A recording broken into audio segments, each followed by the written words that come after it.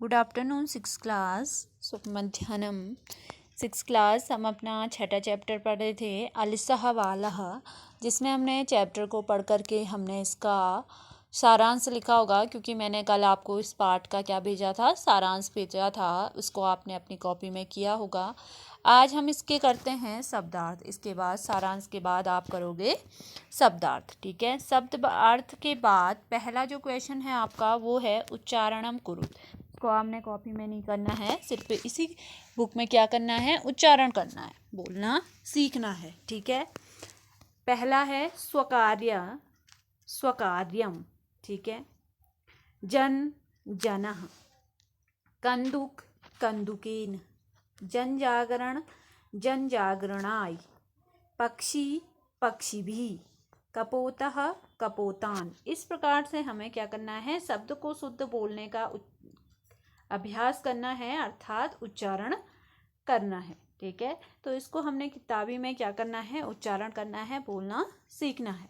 दूसरा जो क्वेश्चन है इसमें है अधोलिखितानां पदानां वर्ण विच्छेदम प्रदर्शयत। जिस प्रकार से हमने वर्ण संयोजन और वियोजन व्याकरण में किए थे, उसी प्रकार से हमने क्या करना है, इसमें भी वर्ण विच्छेद करने हैं। यहाँ पे संयोजन किए हुए हैं वर्ण को, हमने यहाँ क्या करना है, उनका वियोजन करना है, ठीक है। जैसे पहला दिया है अचिंत्यत, यथार्थात, जैसे आपको समझाया है किस प्रकार से करना है।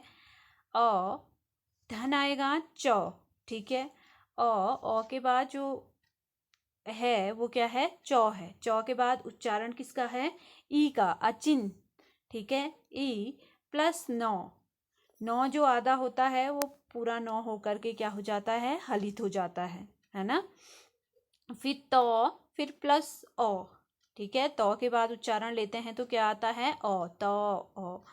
फिर आया यो के बाद भी जो उच्चारण आता है क्या आता है, ओ प्लस तो पूरा जो वर्ण बना वो क्या बना, अचिंत्यत, ठीक है। जो लास्ट का हलित होता है वो लास्ट का हलित ही वैसे आ जाएगा, ठीक है। उसके बाद कोई वर्ण नहीं आते हैं, ठीक है। ये मैंने आपको व्याकरण में समझाया है। दूसरा जो हमको वर्ण दिया है वो है कंदुकेन। क के बाद उच्चारण लेते हैं तो ओ आता है। जो आधा होता है वो पूरा होकर के यहाँ पे क्या हो जाता है, हलित हो जाता है।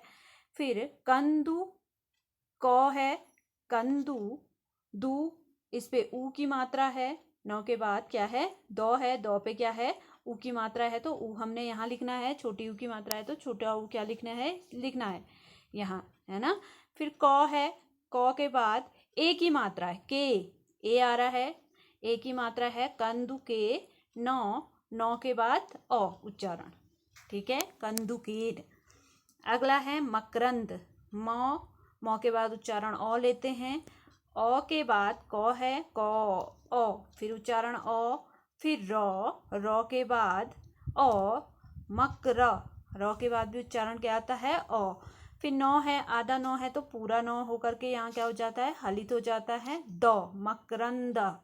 फिर किसका उच्चारण आया, ओ, मकरंद, क्या बना, मकरंद। आगे है पिपीलिका, ठीक है। तो पिपीलिका प है, प के बाद ई की मात्रा है, ई लिखोगे, छोटी ई है तो छोटी ई, क्योंकि उच्चारण क्या हो रहा है, पी, है ना। फिर पी, फिर प आया, फिर बड़ी ई आया, बड़ी ई की मात्रा है, पी, फिर लौ में छोटी ई की मात्रा है तो ई यहाँ लिखोगे, पी ली। क के बाद उच्चारण किसका है, आ का, तो क्या लिखोगे, पी ली, क प्लस आ, ठीक है। तो क्या बना, पिपीलिका।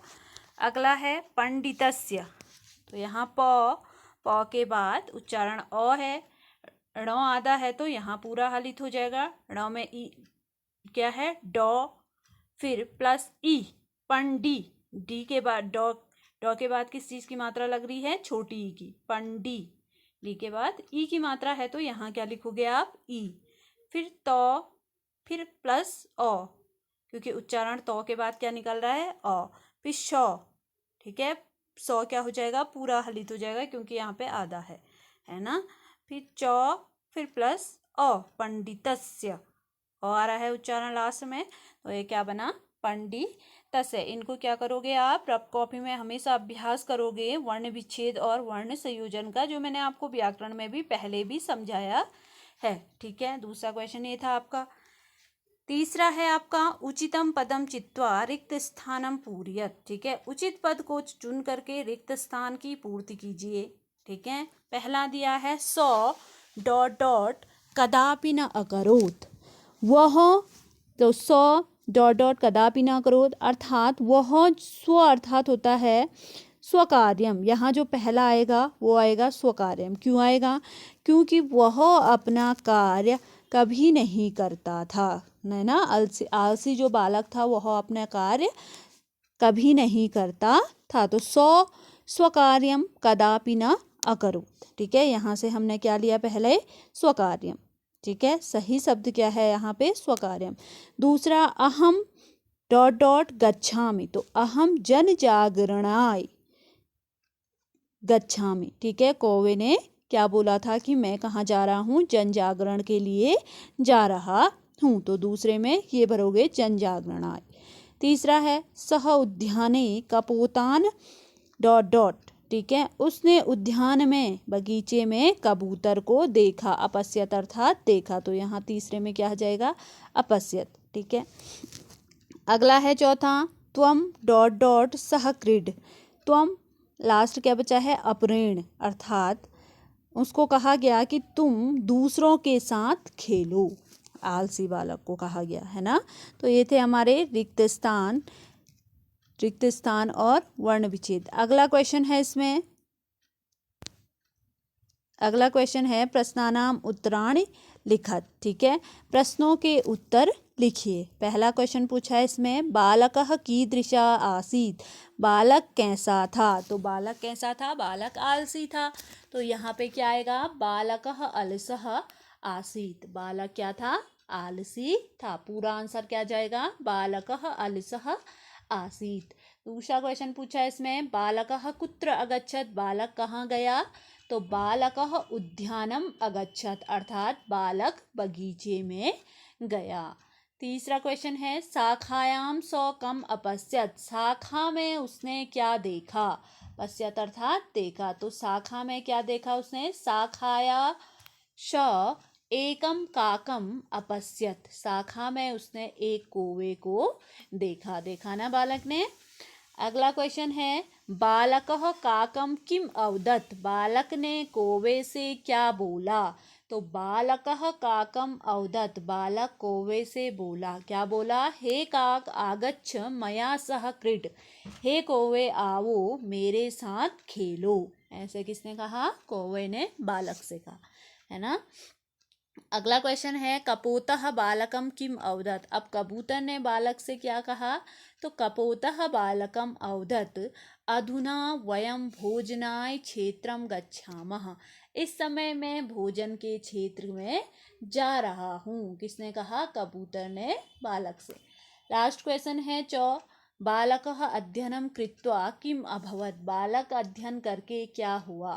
तो बालकः अध्ययनम कृत्वा पंडितः अभवत्। ठीक है, बालक ने अध्ययन किया जब वह फिर क्या बना? पंडित बना। ठीक है, चौथा क्वेश्चन ये था हमारा। अब 3 क्वेश्चन आज आपको कॉपी में करने हैं जहाँ से मैंने शब्दार्थ से बताया है और चौथे क्वेश्चन तक। ठीक है, पहले वाले उच्चारण कुरुत को छोड़ करके 3 क्वेश्चन आपने कॉपी में करना है। इससे आगे आपको अगले दिन बताया जाएगा।